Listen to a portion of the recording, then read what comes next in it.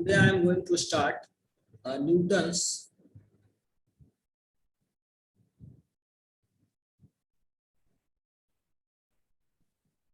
law of motion. ये shortcut में हम लोग NLM भी बोलते हैं.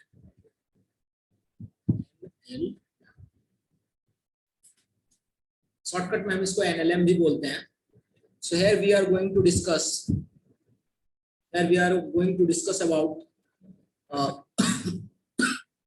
force, inertia, Newton first law, second law, third law, and their application. And after that, we will discuss here about friction. So the very first, we will talk about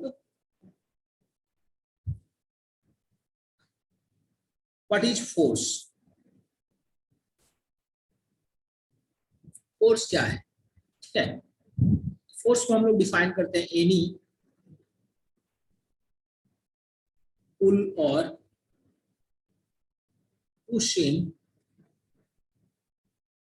action is called force.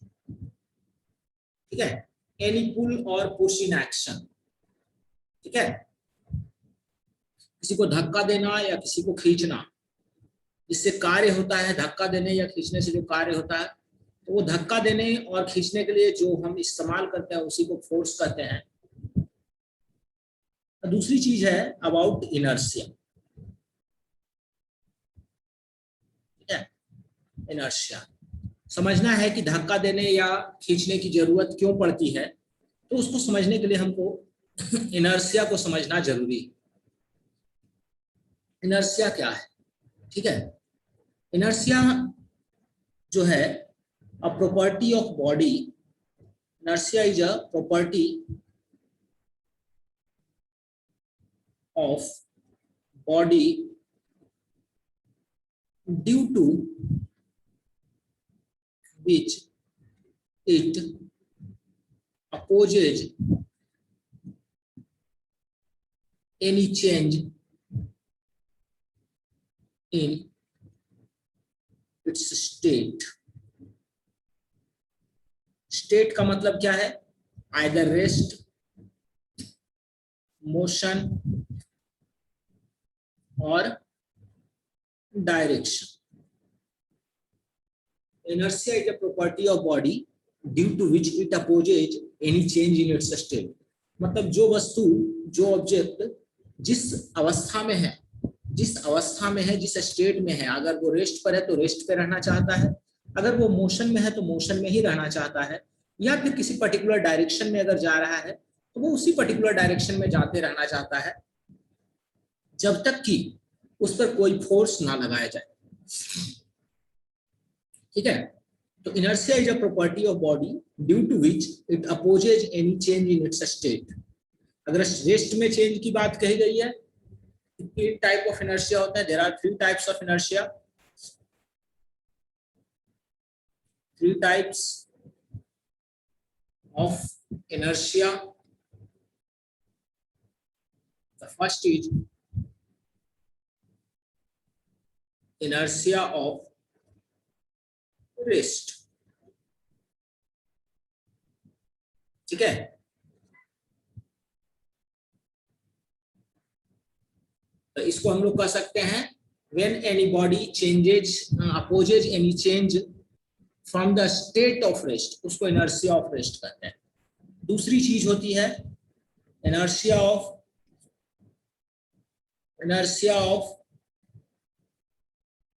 motion, and third है आपका inertia of direction. अगर body किसी particular direction में जा रही है और वो उसी पर्टिकुलर डायरेक्शन में जाते रहना चाहती है तो उसे इनर्शिया ऑफ डायरेक्शन बोलते हैं. अगर उसके डायरेक्शन को हम चेंज करना चाहते हैं, if we want to change the direction, then we have to apply force. Then why we have to apply force? Because there was something, a property of body which was opposing change in direction. That's why we need to apply force. So we need to apply force from to change any body state from rest to motion, or any body just state from motion to rest or accelerate, or any body state from particular direction to some different direction, then we need to apply force. Why there is a need of force? Because there is something which opposes change in a state, and that something is property of body which is called inertia. ठीक है? एक और important चीज समझना है हमको, समझ में आ गया ना? बाकी सब इनका भी आता है कभी कभी, अभी लाइव क्लास का नहीं आता, बायोलॉजिकल इसका पहले आता।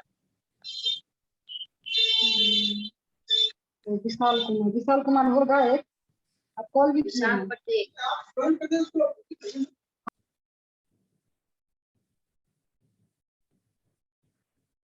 ओके, इनर्शिया जो होती है वो डायरेक्टली प्रोपोर्शनल होती है मास का। Inertia is directly proportional to mass. If mass is zero, inertia will be zero. If there is no mass, there is no inertia. So more mass, more inertia. एक heavy body को move करना या रोकना ज्यादा मुश्किल होता है comparing to a light body. ठीक है, एक हैवी बॉडी को रोकना या एक हैवी बॉडी के स्टेट में चेंज करना ज्यादा मुश्किल काम होता है comparison to a light body. तो मोर मास मोर इनर्शिया। ठीक है, जितना ज्यादा हैवी मास है उतना ज्यादा इनर्शिया है। क्या ये पार्ट सभी को क्लियर है? Any doubt here? Any doubt here? No sir. Okay, बाकी लोग भी बोले। अजीत ने बताया, बाकी सभी बच्चे बताइए प्लीज। कोई डाउट है? No any doubt, sir. Okay, चलिए इसको कॉपी करिए बच्चों।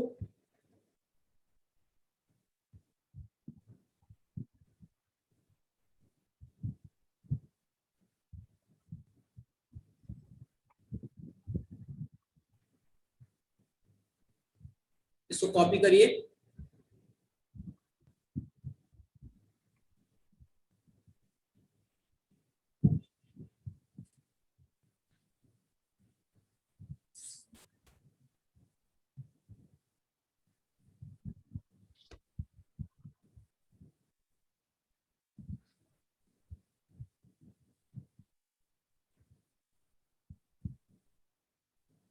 Heavier is the body, more is the inertia.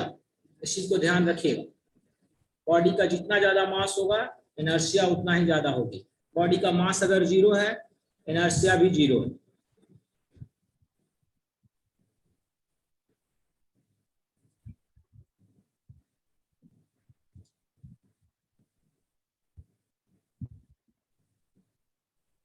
Now we are coming to सभी लोगों ने लिख लिया था? Yes sir. ठीक है, now we are coming to inertia of rest. Inertia of rest. The property of body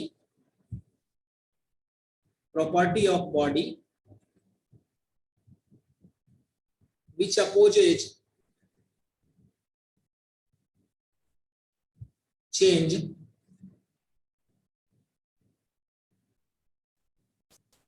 in state of rest of an object. मतलब कोई बॉडी अगर रेस्ट पर है तो वो रेस्ट पर ही रहना चाहती है, तो जो उसके स्टेट ऑफ रेस्ट में रहने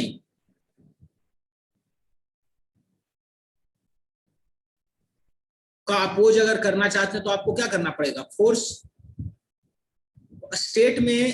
स्टेट ऑफ रेस्ट में जो चेंजेज है उसको अपोज जो करता है उस प्रॉपर्टी को हम इनर्शिया ऑफ रेस्ट कहते हैं। ठीक है, जैसे अगर कोई बस है, एग्जांपल समझिए, अगर कोई बस है,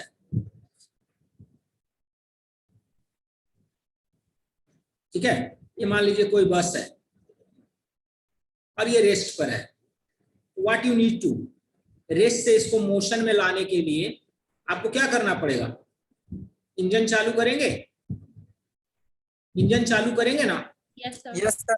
application of force Yes, sir. जरूरी है ना, फोर्स तो लगाना पड़ेगा ना, force Yes, sir. Is required to change state of rest into motion. आप अपने किताब को कहिए कि भाई साहब उठ के चले आओ, मेरे पास तो नहीं आएगा ना, समझ रहे हो मेरी बात, क्योंकि उसका एक मास है, उसका एक इनर्शिया है, तो आपको क्या करना पड़ेगा, उसको जाकर उठाना पड़ेगा। You have to apply force there. अगर आप फोर्स लगाएंगे तभी वो अपना स्टेट ऑफ रेस्ट से स्टेट ऑफ मोशन में आएगा, अगर आप फोर्स लगाएंगे तभी वो स्टेट ऑफ रेस्ट से स्टेट ऑफ मोशन में आएगा, और जब वो स्टेट ऑफ रेस्ट से स्टेट ऑफ मोशन में आया मतलब आपको फोर्स लगाने की जरूरत पड़ी। आपको फोर्स लगाने की जरूरत क्यों पड़ी, because there was something which was opposing the state of change and that something was inertia of rest. Now coming to inertia of motion. Motion का मतलब है कि आइदर कोई वेलोसिटी v1 से जा रहा है या v2 से जा रहा है, समझ रहे हो, तो हमें या तो उसको रेस्ट पे लाना है या उसकी वेलोसिटी को चेंज करना है ना। तो हम कह सकते हैं the property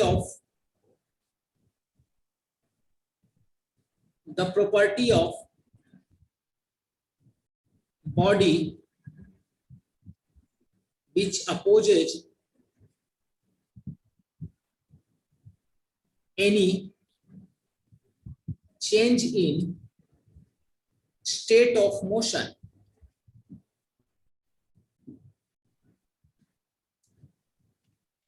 state of motion में चेंज लाने का मतलब है आइदर हम ब्रेक अप्लाई कर रहे हैं या उसको एक्सेलरेट कर रहे हैं, या तो उसकी वेलोसिटी को बढ़ा रहे हैं या उसकी वेलोसिटी को घटा रहे हैं या उसकी वेलोसिटी को जीरो कर रहे हैं, इसी change in state of motion. And now coming to inertia of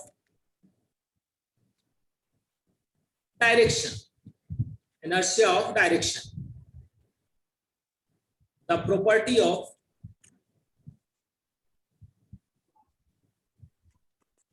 body which opposes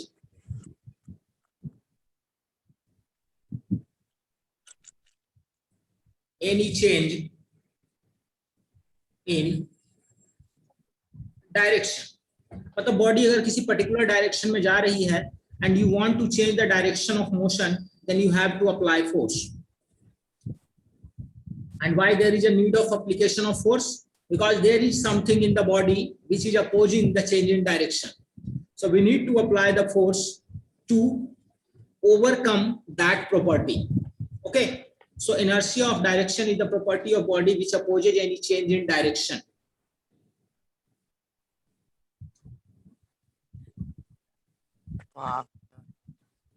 Any doubt? ये मतलब फट गए ना। Any doubt बच्चों? No, sir.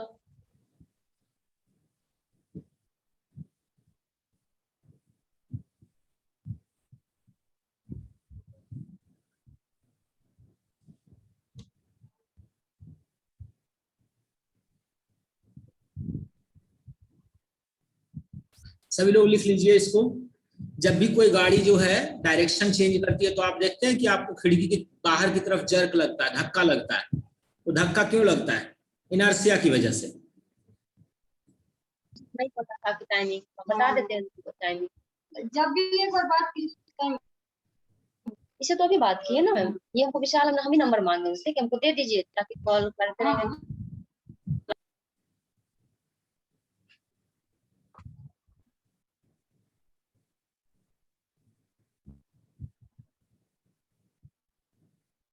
So now sir लिख लिख लिया। लिया आप सभी ने? आप सभी ने लिख लिया बच्चों? Yes, sir. Yes sir. ठीक है। Now coming to the law of inertia, जिसको हम लोग फर्स्ट लॉ ऑफ न्यूटन भी बोलते हैं। इसका टॉपिक है न्यूटन्स फर्स्ट लॉ, या हम इसको और क्या नाम से बोल सकते हैं, द लॉ ऑफ इनर्शिया। क्योंकि लॉ ऑफ इनर्शिया गैलीलियो ने दिया था, तो इसको एक और नाम से भी कह सकते हैं आप, गैलीलियोज लॉ ऑफ इनर्शिया। ठीक है, आप इसको गैलीलियोज लॉ ऑफ इनर्शिया बोल सकते हैं, लॉ ऑफ इनर्शिया बोल सकते हैं, या आप इसको न्यूटन्स फर्स्ट लॉ बोल सकते हैं, न्यूटन्स फर्स्ट लॉ। ठीक है, and what is the statement of this law? A body at, समझ में आएगी आपको कि क्यों हम इसको लॉ ऑफ इनर्शिया बोल रहे हैं, समझिए इस चीज को। A body at rest will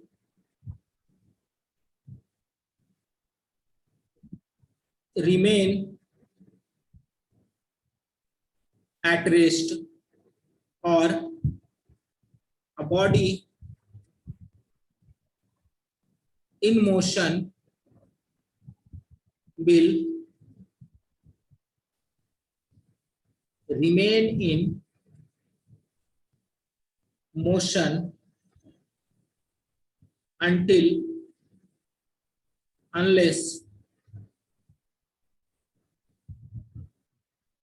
an external force is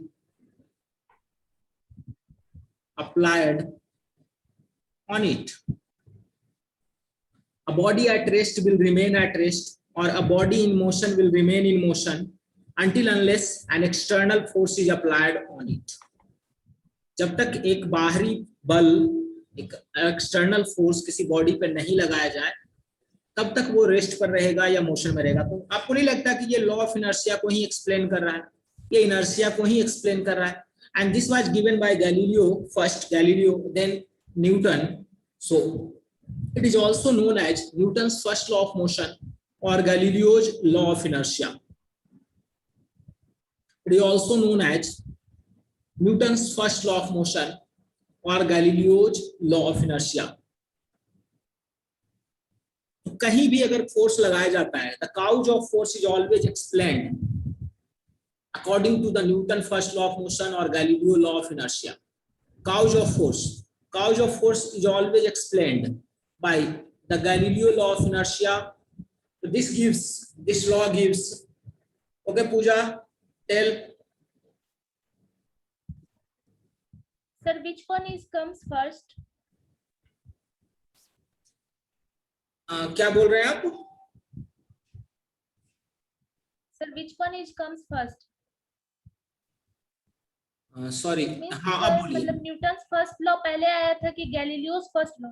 पहले ये आया था गैलीलियो। मेरे कहने का मतलब है कि पहले गैलीलियो ने दिया था, उसके बाद न्यूटन ने दिया था, तभी न्यूटन ने इस काम को बढ़ाया। गैलीलियो सिर्फ फर्स्ट लॉ देकर चले गए, न्यूटन ने इनके काम को आगे बढ़ाया, फर्स्ट लॉ भी री एक्सप्लेन किया, और उसके बाद फिर सेकंड और थर्ड लॉ भी दिया। तो न्यूटन ने बाद में दिया ये लॉ, गैलीलियो ने पहले दिया। ठीक है, न्यूटन ने लॉ बाद में दिया, गैलीलियो ने पहले दिया। गैलीलियो ने होल इनर्शिया को एक्सप्लेन ही गैलीलियो ने किया था। And after explaining inertia everything becomes very easy. So the first law जो है वो गैलीलियो ने दिया था, गैलीलियो लॉ ऑफ इनर्शिया के नाम से, जिसको हटाया नहीं गया गैलीलियो के सम्मान में। उसके बाद न्यूटन्स फर्स्ट लॉ, जब न्यूटन ने सेकंड और थर्ड लॉ दिया, तो न्यूटन ने कहा कि भाई इसको न्यूटन फर्स्ट लॉ भी आप बोल सकते हो और गैलीलियो लॉ ऑफ इनर्शिया भी बोल सकते हो। The cause of force is always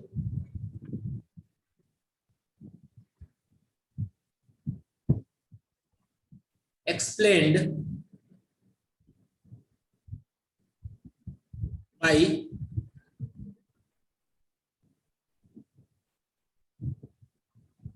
Galileo's laws of inertia।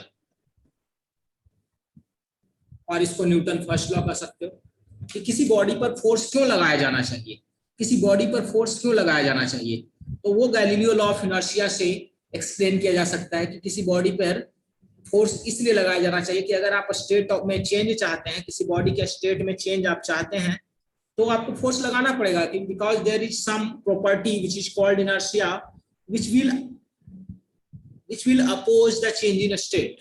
So you need to apply the force to overcome that opposition force. Okay.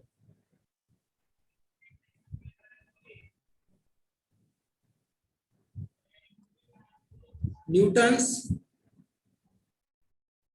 Second law of motion. इसके बाद जो contribution है वो सिर्फ न्यूटन का है. सेकेंड लॉ, थर्ड लॉ, ये सब में कंट्रीब्यूशन सिर्फ न्यूटन का है. इसके अलावा किसी और का कंट्रीब्यूशन नहीं.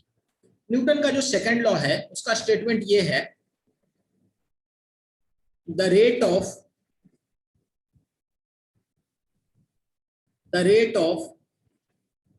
Change in momentum is directly proportional to applied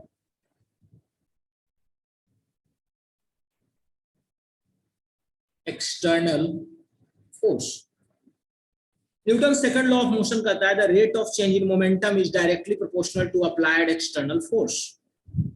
the rate of change in momentum is directly proportional to applied external force. सबसे पहले हम समझते हैं कि मोमेंटम क्या है. मोमेंटम को समझते हैं तभी आप रेट ऑफ चेंज को समझेंगे. ऐसे कोई बॉडी है, let's say a body of mass m is moving with some velocity v, then momentum is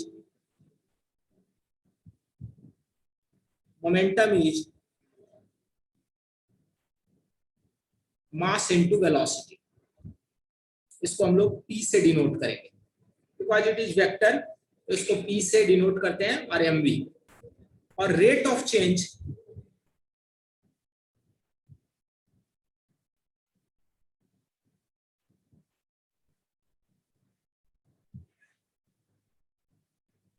कहीं भी रेट की बात आती है तो उसको हम टाइम से डिवाइड करते हैं, तो dp by dt.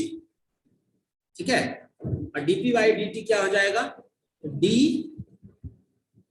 mv by dt. ये हो गया आपका rate of change of momentum. और इसी को हम क्या कहते हैं, इसी को क्या कहते हैं, f एक्सटर्नल. तो स्टेटमेंट जो है न्यूटन सेकंड लॉ का वो ये है कि the rate of change of momentum is directly proportional to applied external force. So what is momentum, mass into velocity, जिसको हम p कहते हैं. And rate of change will be, आप इसको ये भी बोल सकते हैं, delta p upon delta t. Delta p का मतलब change in momentum, Himanshu ji class तो स्टार्ट हो चुका, आपका ज्वाइनिंग बटा टाइम. क्यों? Change in momentum divide by time.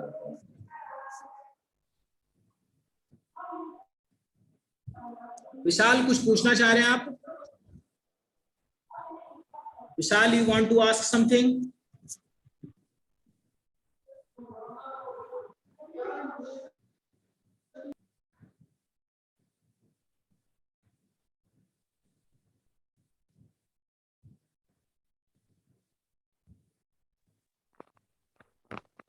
इसको कॉपी कर लीजिए बच्चे, जो समझ नहीं आया पूछ लीजिए, जो समझ नहीं आया पूछिए.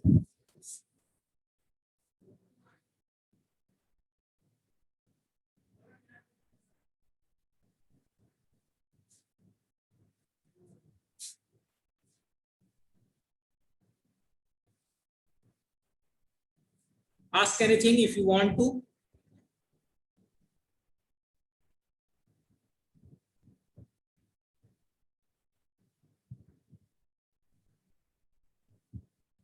कुछ नहीं पूछना है? नो सर, क्लियर है. ठीक है.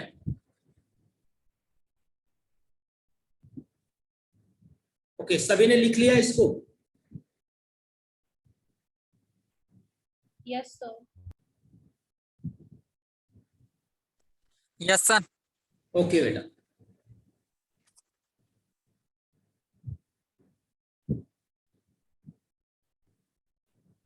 देखिए अब rate of change of momentum को मैं एक्सप्लेन करता हूं।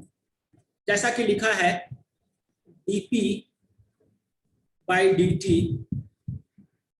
इक्वल टू हो गया dmv by dt, and we can write here m into dv by dt plus v into dm by dt। आप समझिएगा इसको, इसी को फोर्स कहते हैं। अब देखिए first step, if mass constant, अगर मास कांस्टेंट होगा तो क्या होगा, dm by dt 0, then force will be equal to m dv by dt, and this will be m dv by dt को कहते हैं एक्सेलरेशन। सो आपको मिल गया यहाँ पे force equal to mass into acceleration. कब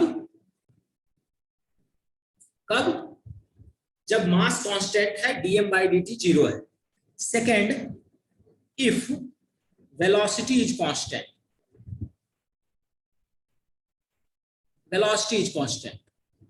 देन dv बाई dt क्या हो गया, 0। ठीक है, वेलोसिटी अगर कांस्टेंट हो गई तो dv बाई dt क्या हो गई, 0। Then force will be equal to v dm by dt। ठीक है, and third case, if mass and velocity both varying, दोनों में कोई भी कांस्टेंट नहीं है, तब क्या लिखेंगे, फोर्स इक्वल टू जो आपका लिखा हुआ है m dv by dt plus v dm by dt। क्या ये पोर्शन क्लियर है? कांस्टेंट का डिफरेंशिएशन 0 होता है। अगर मास कांस्टेंट है तो dm by dt 0, then force equal to m dv by dt, mass into acceleration. If velocity is constant, then dv by dt 0, force will be v dm by dt, and if mass and velocity both are varying, then force is going to be m dv by dt plus v dm by dt। Simply saying, up to 9th class आप सभी ने ये पढ़ा था, force equal to mass into acceleration होता है। लेकिन अब चीजें बदल गई है, अगर वेलोसिटी वेरी कर रही है उसका रोल आएगा, अगर मास वेरी कर रही है उसका भी रोल आएगा। ठीक है,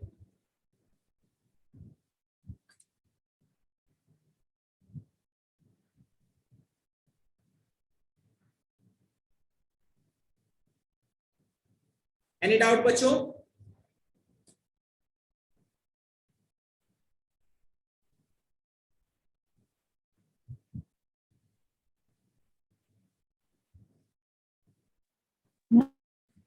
No, sir. बेटर।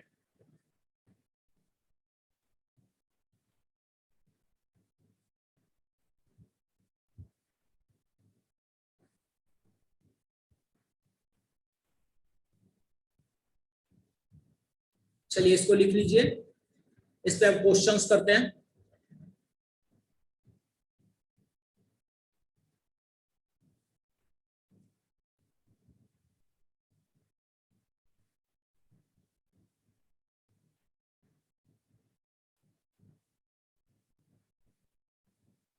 चलिए क्वेश्चंस करें बच्चों।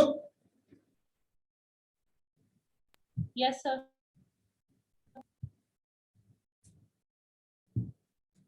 सिंपल क्वेश्चन से शुरू करते हैं। अ mass of 20 kg start moving with and in 5 seconds velocity becomes 40 meter per second. Find force acting on body.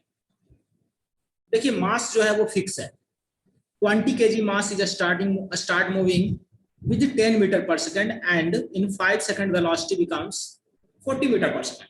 So mass is not changing.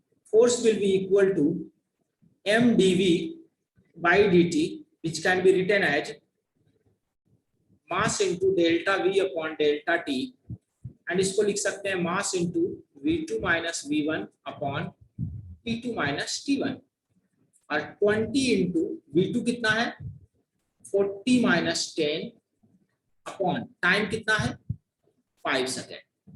So the force is 20 into 30 by 5, 120 Newton. Any doubt here?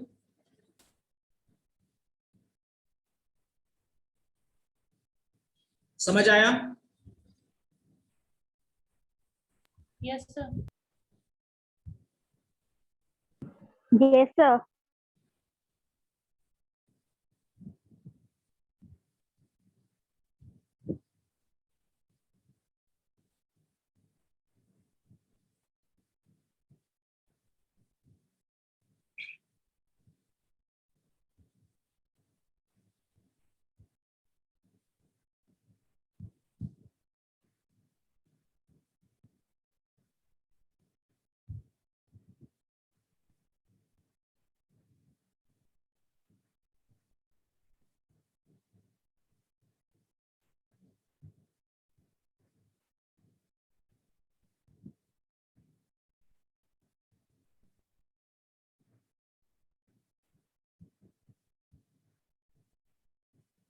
A ball of mass 5 kg hits a ball with a speed 10 meter per second normal and bounce back with same speed if time of contact is 0.5 second. Find average force on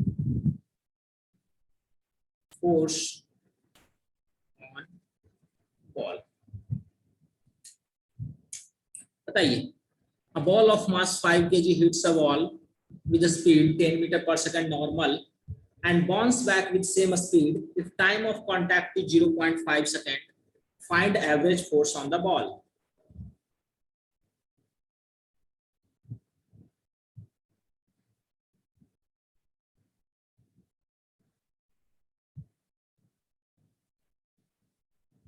समझिए इस चीज को, है ना? देखिए ये दीवार है जिसको ये हिट करता है कितने से 10 मीटर पर सेकंड से, और फिर वापस आता है 10 मीटर पर सेकंड से. तो अगर इस डायरेक्शन को हमने पॉजिटिव लिया है तो दूसरा वाला डायरेक्शन ऑटोमेटिकली आपका निगेटिव हो जाता है. ठीक है, तो ये आपका v1 हो गया और ये आपका v2 हो गया. ठीक है, अब देखिए फोर्स इक्वल टू क्या लिखेंगे, मास ऑफ बॉल, गेंद का मास नहीं बदलेगा, v2 minus v1 upon t, और ये हो गया आपका m कितना है आपका 5 इंटू -10 माइनस 10 अपॉन 0.5, और ये हो गया 200 माइनस 200 न्यूटन. माइनस साइन का मतलब है कि बॉल पे फोर्स उसके मोशन के अपोजिट डायरेक्शन में लगा हुआ, लेकिन हमें सिर्फ मैग्नीट्यूड चाहिए. सो फोर्स इक्वल टू हम लोग लिख सकते हैं 200 न्यूटन. एनी डाउट है? अगर एक डायरेक्शन को हम पॉजिटिव लेते हैं तो बाउंस बैक की डायरेक्शन को हमको निगेटिव लेना पड़ेगा. तो what is the change here, -10 minus 10 minus 20 into 5 upon 0.5, and this will give you minus 200 Newton. So we will consider here only the magnitude of force. So force is equal to 200 Newton. Any doubt?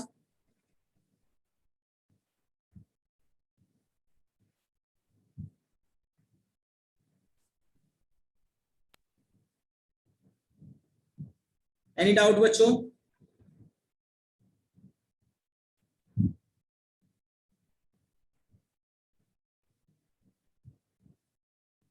No, sir. सभी बच्चे no बोलिए। Sir, no sir. Okay Ajit, Muskan,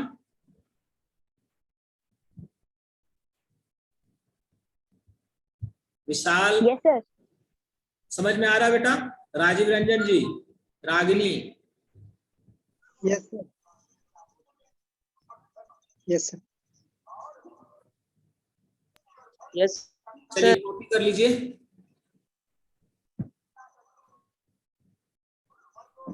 Okay, sir.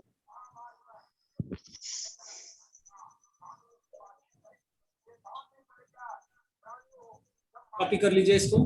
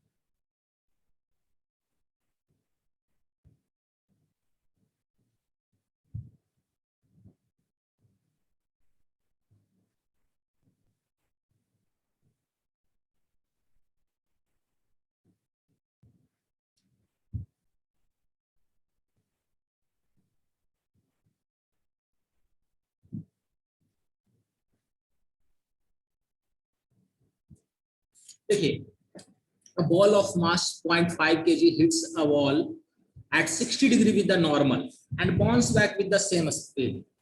Bounce back with the same speed and same angle. ठीक है?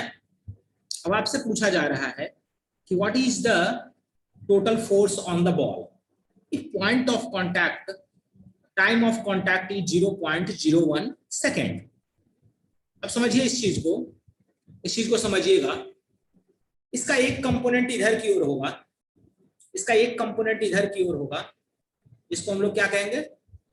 20 cos 60, और दूसरा component इधर होगा जिसको हम लोग क्या कहेंगे? 20 sin 60। इसका एक कंपोनेंट इधर होगा जिसको हम लोग कहेंगे 20 sin 60, एंड इसका एक कंपोनेंट इधर होगा जिसको हम लोग कहेंगे 20 cos 60। ठीक है? बताइए, ये अगर इस डायरेक्शन में इस बॉल का जो है मोमेंटम अभी भी इधर ही है सेम स्पीड से, और इसका भी इधर ही है, तो क्या वाई डायरेक्शन में चेंज है? There is no change in Y direction of velocity, so change in momentum is 0, so force y direction, right? Force along y direction is 0. क्योंकि वाई डायरेक्शन में कोई वेलोसिटी में चेंज अगर नहीं हुआ है तो there is no change in momentum, so net force along the Y direction is 0. But along X direction, if along X direction we will talk, force is, अगर मैं इसको निगेटिव लेता हूं तो ये पॉजिटिव हो जाएगा, या अगर ये पॉजिटिव है तो ये निगेटिव हो जाएगा. ठीक है, तो हम लोग क्या लिख सकते हैं, 20 cos 60 minus 20 cos 60 divide by time, और ये हो गया आपको 0.5 इंटू, क्योंकि हम सिर्फ मैग्नीट्यूड कंसिडर करेंगे, तो 2 into 20 into cos 60 1/2 upon time 0.01, and this is going to be 10,000. इसलिए 1000 Newton. Hopefully there is no doubt in this question.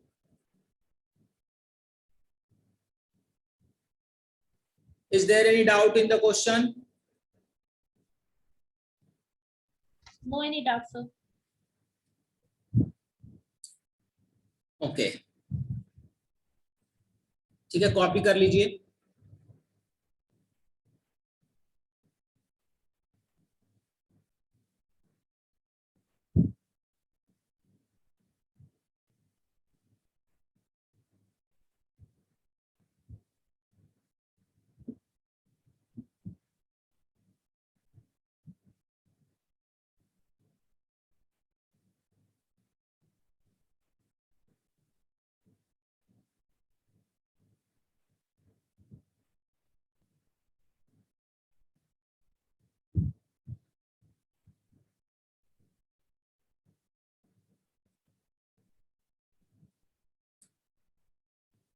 Copy हो गया बेटा? No, sir.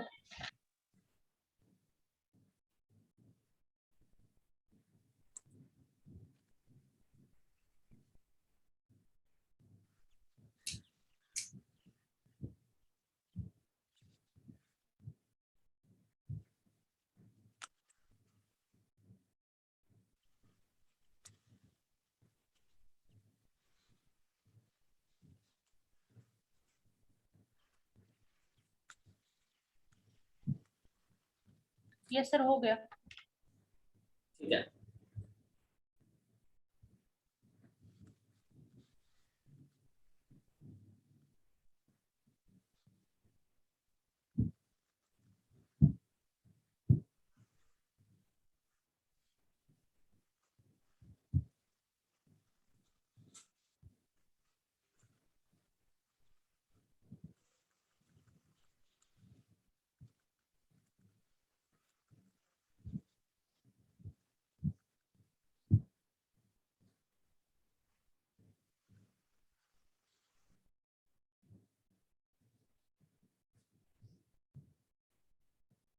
a 10 kg mass moving with velocity 5t square minus 2t plus 10 meter per second.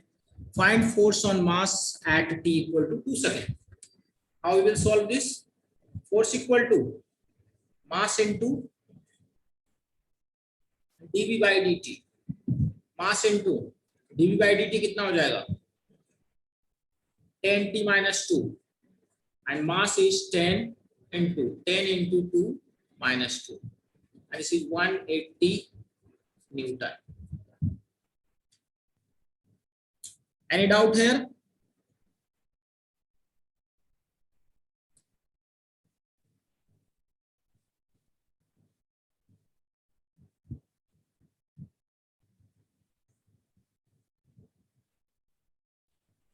सभी को समझ में आ गया? बहुत अच्छा.